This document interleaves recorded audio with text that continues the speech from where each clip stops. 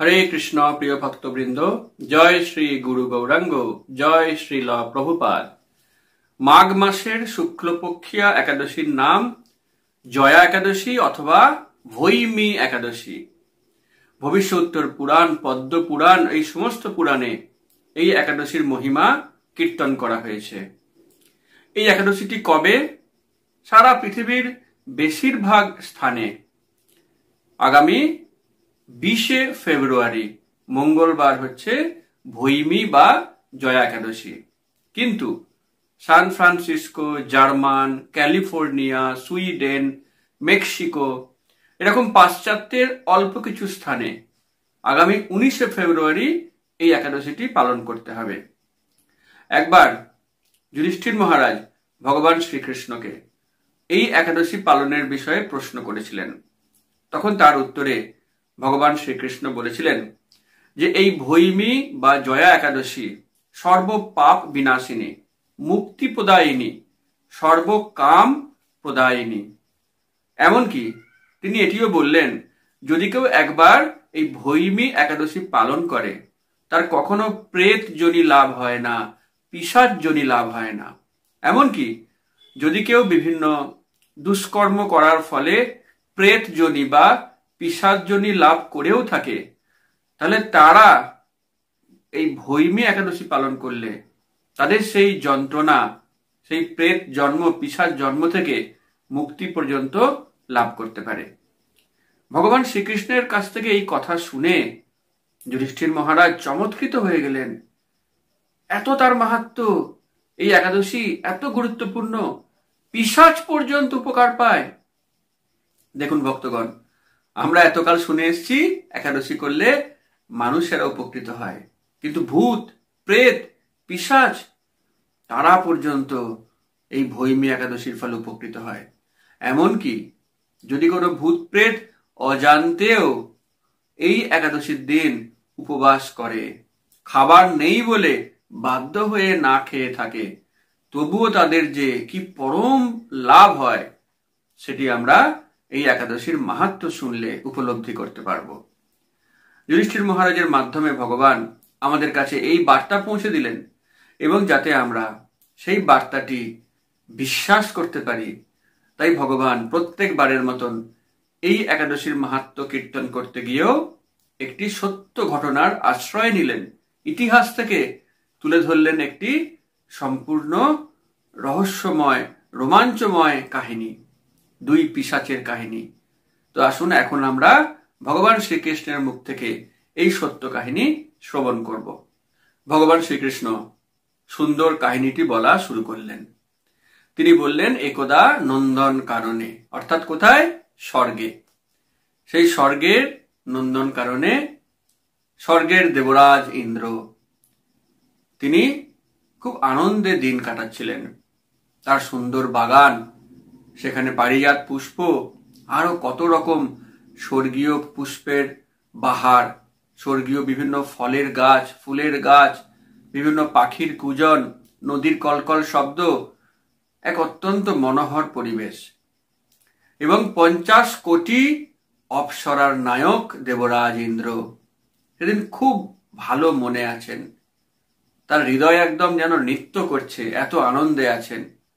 তিনি সমস্ত গন্ধর্ব, অপ্সরা তাদেরকে বললেন যে তোমরা ইচ্ছে মতন সুন্দরভাবে নৃত্য করো, গীত গাও, কীর্তন করো, আমি সেটি উপভোগ করতে চাই।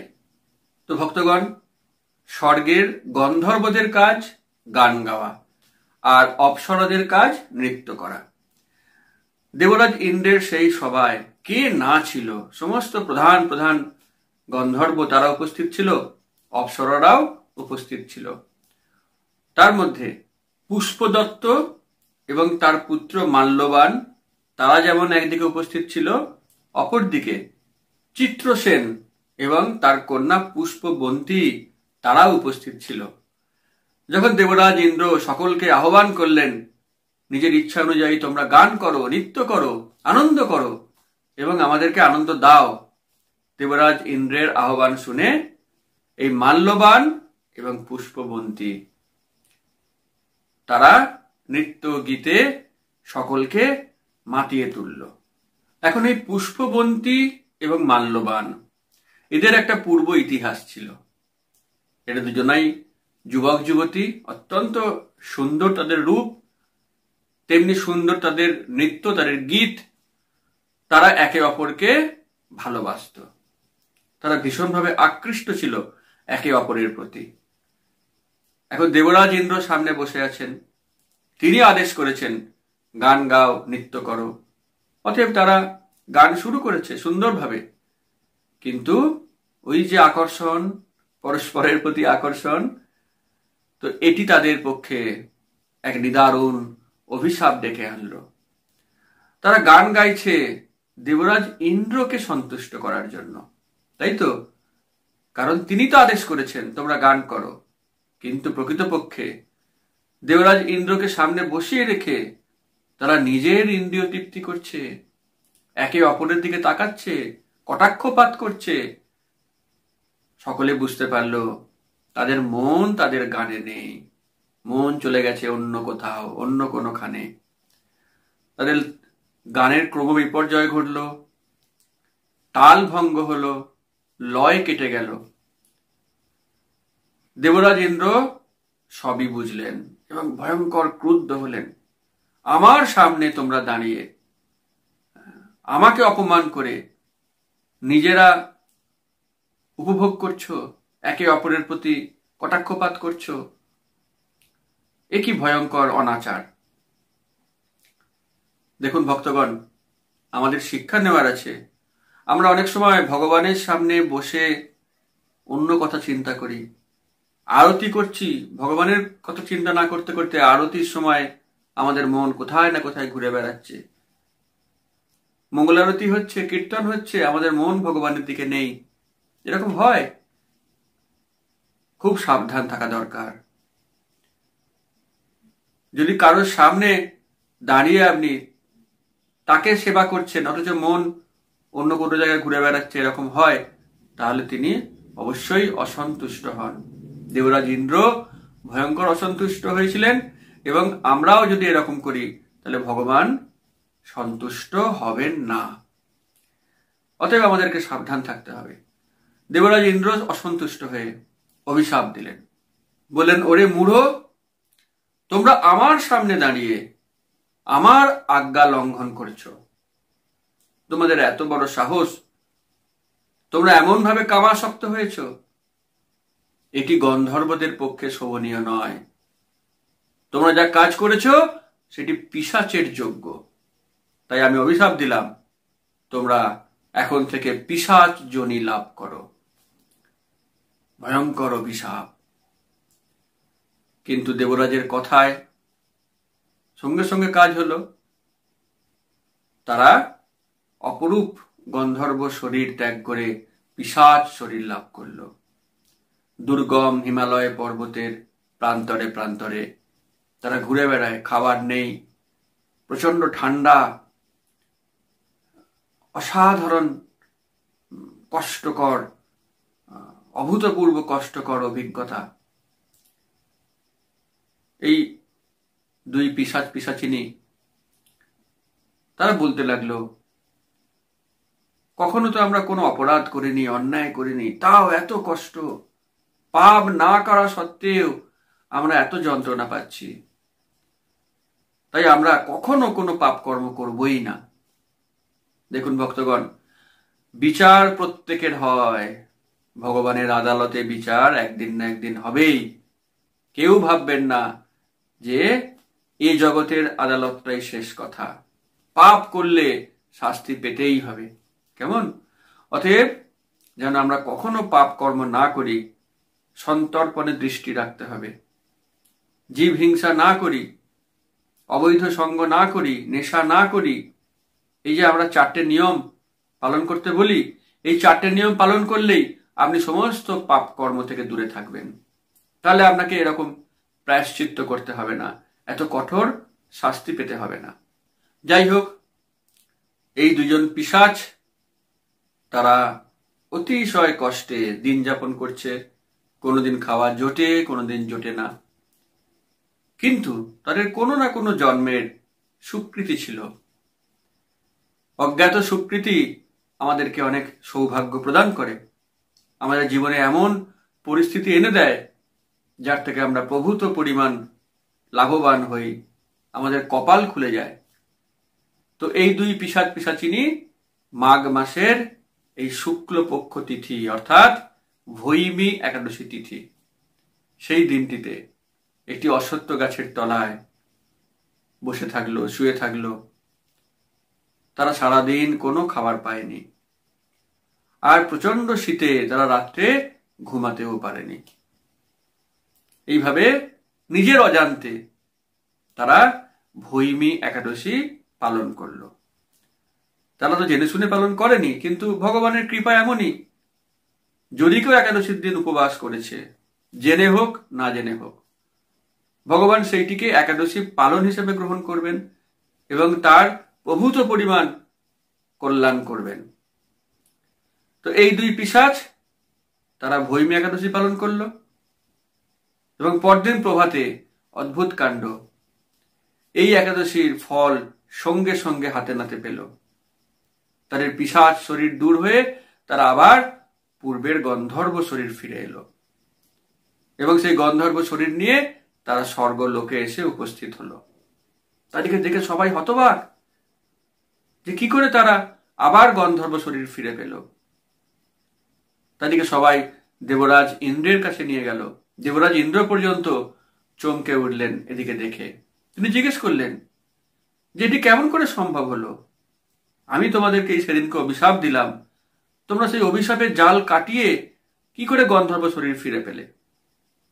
তখন তারা দেবরাজ ইন্দ্রকে বলল যে আমরা ভৈমী একাদশী পালন করেছি, না জেনেই পালন করেছি, কিন্তু তার প্রভাবে আমরা এই গন্ধর্ব শরীর ফিরে পেয়েছি। তখন দেবরাজ ইন্দ্র খুব খুশি হলেন। দেবরাজ ইন্দ্র তাদেরকে বললেন যে যারা ভগবান শ্রীকৃষ্ণের ভক্ত, যারা একাদশী ব্রত করেন, তারা আমার পূজ্য, তাদেরকে আমি অত্যন্ত আদর করি। দেখুন ভক্তগণ, আমরা বারবার বলি না যে কৃষ্ণ ভক্তি করলে সমস্ত দেবতারা তার বন্ধু হয়ে যায়? কৃষ্ণ ভক্তি আছে যার, সর্বদেবতা বন্ধু তার। দেবরাজ ইন্দ্র স্বয়ং বলছেন যে তারা আমার পূজ্য, আমি তাদেরকে অত্যন্ত আদর করি। তোমরা একাদশী পালন করেছো, তাই তোমাদেরকে আমি পুনরায় তোমাদের পদে ফিরিয়ে দিলাম। তোমরা এখন থেকে অমৃত পান করো এবং স্বর্গে বাস করো। ভগবান শ্রীকৃষ্ণ যুধিষ্ঠির মহারাজকে এই পৌরাণিক কাহিনীটি বললেন। তারপরে বললেন, হে রাজন, এই ভৈমী একাদশী পালন করলে ব্রহ্ম হত্যার পাপ পর্যন্ত দূর হয়ে যায়। আর কি বললেন? সমস্ত যজ্ঞ করার ফল পাওয়া যায় এই একটি একাদশী করলে। আর কি বললেন? সমস্ত তীর্থ ভ্রমণের সুফল পাওয়া যায় এই একাদশী করলে। আর কি বললেন? সমস্ত দান করার ফল মেলে কেবল এই ভৈমী একাদশী করলে। তাহলে ভক্তগণ বুঝতে পারছেন কত গুরুত্বপূর্ণ এই ভৈমী একাদশী। আমরা কত টাকাই বা দান করতে পারি, সমস্ত দানের ফল আমরা পেয়ে যাব। আমরা কটা তীর্থেই বা ভ্রমণ করতে পারি, সব তীর্থ ভ্রমণের ফল আমরা পেয়ে যাব। আমরা কটা যজ্ঞই বা করতে পারি, সমস্ত যজ্ঞের ফল আমরা পেয়ে যাব কেবল এই ভৈমী একাদশী পালন করলে।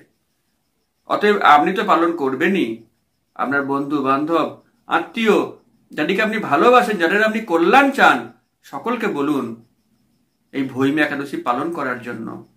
তাদের প্রভূত পরিমাণ মঙ্গল হবে, এতে কোনো সংশয় নেই। পরিশেষে ভগবান শ্রীকৃষ্ণ বললেন যে এই একাদশীর ফলের প্রভাবে অনন্তকাল বৈকুণ্ঠে বসবাস করার সুযোগ পাওয়া যায়। এমনকি তিনি এটিও বললেন, যারা শুধুমাত্র এই মাহাত্ম্য শ্রবণ করবে, অগ্নিষ্টম যজ্ঞের ফল তারা পাবে।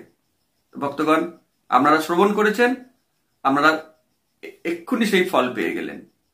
তাই অন্যদেরকে শেয়ার করুন, তাদেরকে শ্রবণ করতে দিন, যাতে তারাও এই মহান ফল লাভ করতে পারে। তো এই হচ্ছে আমাদের ভৈমী একাদশীর মাহাত্ম্য। আপনারা যারা যারা আমাদের হরিবাসরের হোয়াটসঅ্যাপ গ্রুপে রয়েছেন, তারা পালনের চার্ট পেয়ে যাবেন। যারা নেই তাদের জন্য আমরা পালনের চার্ট দিয়ে দিচ্ছি, এখান থেকে আপনারা দেখে নিতে পারেন যে একাদশীর পরের দিন কোন সময়সীমার মধ্যে আপনি পালন করবেন। আমরা সমস্ত শহরের চার্ট দিয়ে দিলাম, আপনি দেখে নিন আপনার স্থানটি কোন শহরের নিকটবর্তী, সেই শহরের পালনের সময়টি আপনি অনুসরণ করবেন।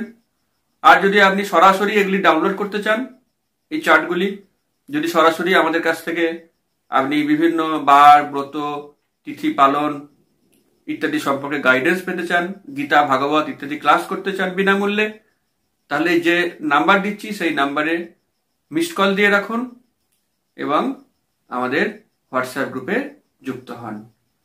তো আপনাকে অনেক অনেক ধন্যবাদ পুরো ভিডিও শোনার জন্য।